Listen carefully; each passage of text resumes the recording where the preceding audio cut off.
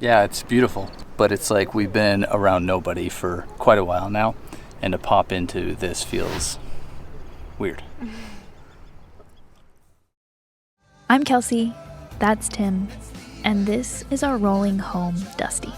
We've been following our dreams of traveling around the world, and after making our way south, we did it. Very south, COVID brought us back to the US. But now, finally, it's time to explore again. So come along for season 2. We can't wait to see where this adventure takes us.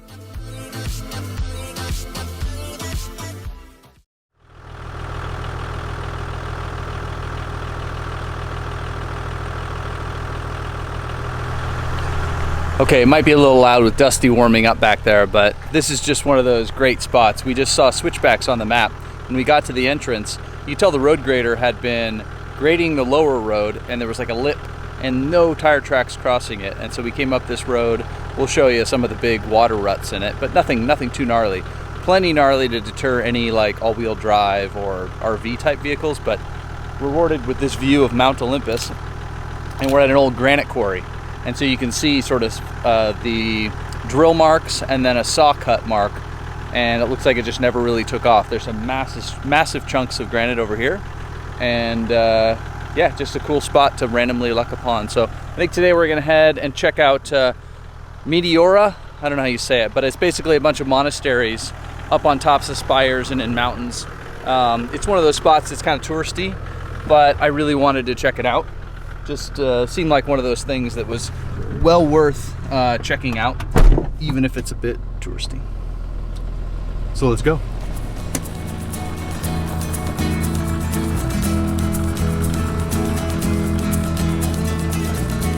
You had to choose which side of the washouts you wanted to be on all the way down this switchback road and strategically plan your crossings.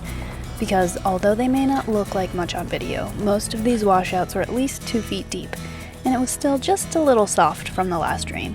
But of course, Tim and Dusty always make it look easy.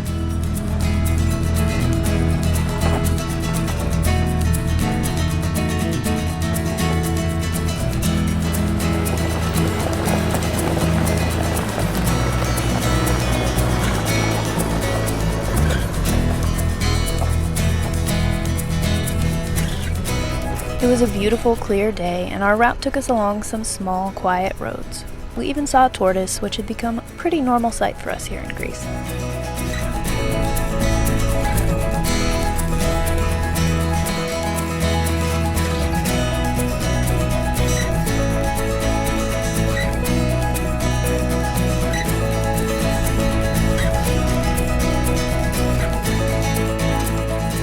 And eventually, we caught our first glimpse of Meteora.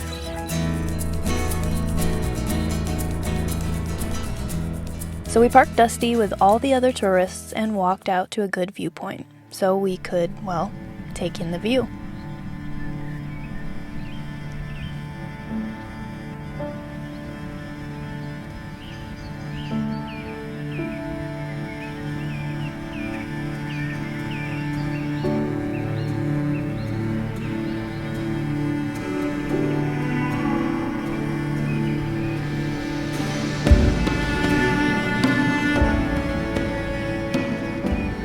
So this is Meteora. Meteora means hovering in the air, which as you'll see is a pretty appropriate name, I think.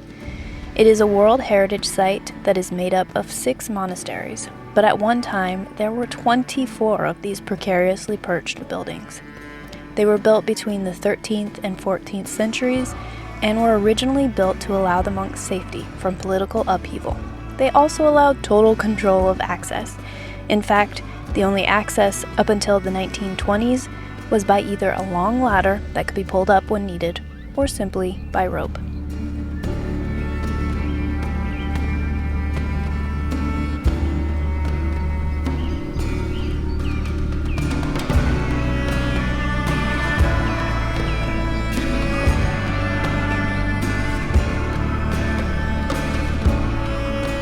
These rock formations alone are pretty stunning.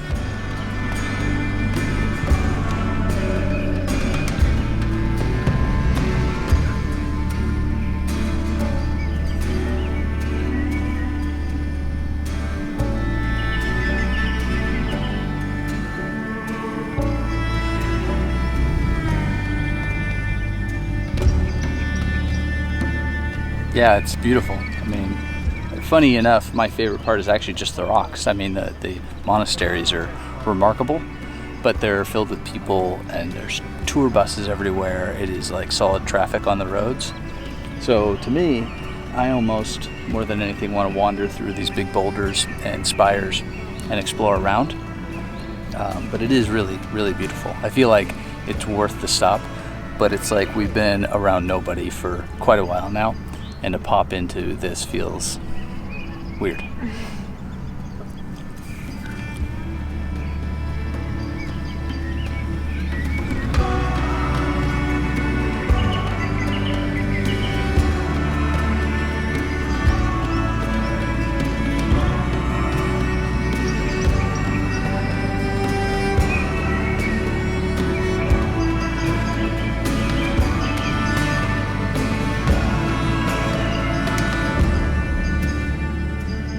Sitting here looking around, the landscape itself is impressive and unique. But the monasteries perched on top just give it a fairy tale feel. It seems like something that was dreamed up for a movie. And in fact, you can catch a glimpse of Meteora in James Bond for your eyes only.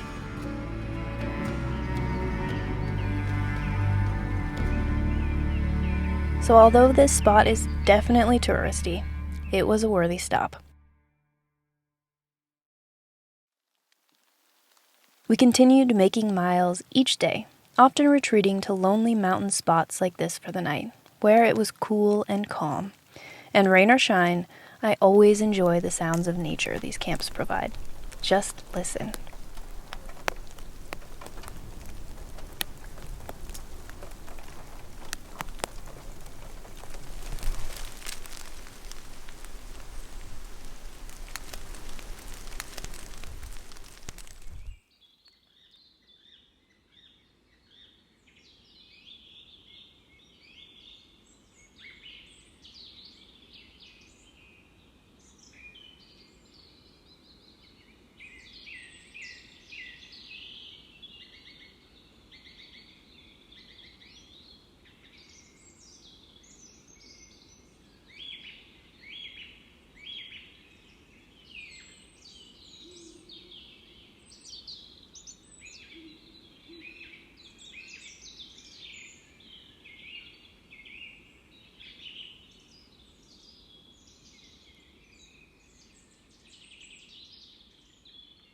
Now we had booked ourselves a ferry from Greece over to Italy in a few days, so we decided to do something we don't often do and visit a camp spot we had been to before.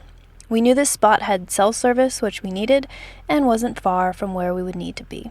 Plus, it was just difficult enough to access the far end of this beach that it wasn't overrun with other campers. In fact, Dusty was put to good use as soon as we hit the beach. Okay. Hot? Yep. Looks like he's ready to go. Is he ready? Okay. And we're going. A little more, a little more. There you go.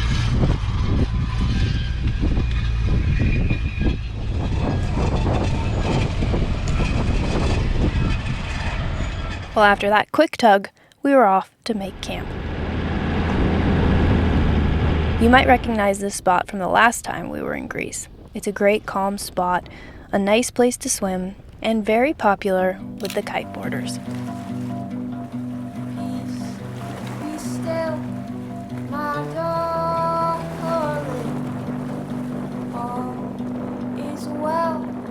We spent a few days here just editing, listening to books or podcasts while basking in the sun and in between swims.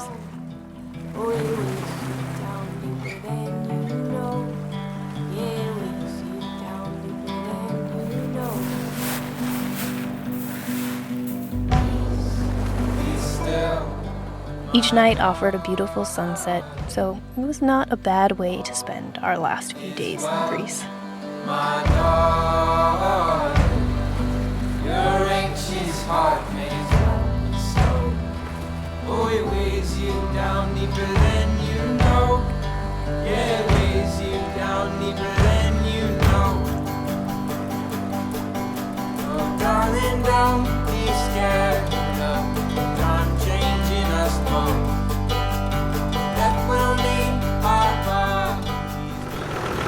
spot's been so amazing. Such a cool area to have this little breakwater and our own little pool to swim in. And we're just swimming laps around and everything. So 3 nights, for us that's a long time in one spot. So we got that itch to move again, and we have a ferry to catch. But I don't know, even though we had said that we don't like returning to spaces or to certain campsites, occasionally when it's useful, it's really nice. So it's just nice to know that we could come here, know that nobody else really shows up here. It was a good little break for us, I think, to kind of be still, work a lot, and then swim a lot, and just enjoy, I don't know, enjoy beach days, you know? And you'd think we do that every day, but we really don't take the time to slow down enough, so it's pretty cool.